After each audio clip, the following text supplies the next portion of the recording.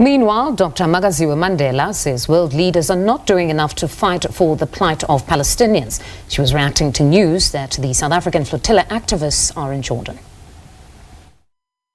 Tata set a very good example.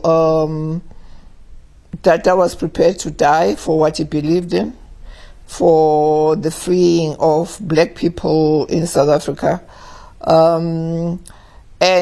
Tata, we were supported during the dark days of apartheid by PLO, by people all over the world. We wouldn't be talking about a free, independent South Africa today if it was not the help of people around the world.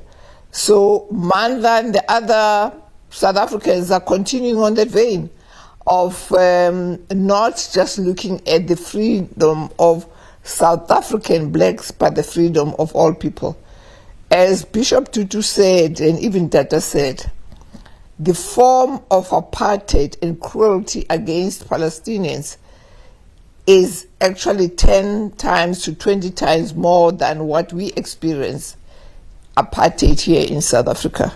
So it is encouraging to see that young people are standing up and taking up the cudgel to speak out, to act, even though they know that they might face death, because we cannot, when I look at what is happening in Palestine, babies being killed, that were told that they are terrorists.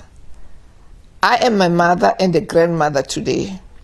And I think, my God, what would I do? How would I react if those were my children or grandchildren? It's a cruelty I never thought we would experience. What it indicates to us as human beings is that if you are not white, you don't matter into this world. Palestinians are described as animals. That's how we're described as black people. So if you're not white, Caucasian, coming from the Western world, basically what they're telling us is that you are not a human being. We can do whatever, at any time, what we want with you. So I think it's a lesson. Greta's young, I think about 18 or 22, I'm not sure, between those ages. That there's a lot of hypocrisy amongst world leaders. Because environment issues are close to them, that's how they're going to make money out of us, they embrace Greta.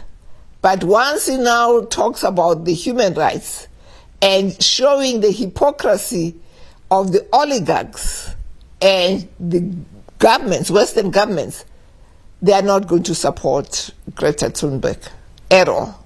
We have to commend our government. Yes, we are facing a lot of challenges in this country, a lot of corruption, the news that we are hearing. But they took up a stand when nobody wanted to take up a stand. And they made the world aware, whether the world wanted to turn away or not, of what was happening in Israel, amongst the Zionist Israel, because it's not all Jews who are supporting what is happening in Israel. But I think that I would believe, Sophie, how apartheid fell. It was not just protests around the world, the concerts that were held around the world. When the world decided to hit South Africa economically with economic sanctions, that's when apartheid realized we cannot keep going like this any longer. I think governments, I'm not even advocating for governments to intervene militarily. If they would stop trading with Israel, if they would actually do what Colombia has done, they've kicked out Israeli diplomats. They're not going to be trading with Israel. That's what the world should do. They have the power to do that. They can't say in one word they're condemning what Israel is doing, especially the Arab states, and yet still trade with Israel. Those two don't square up.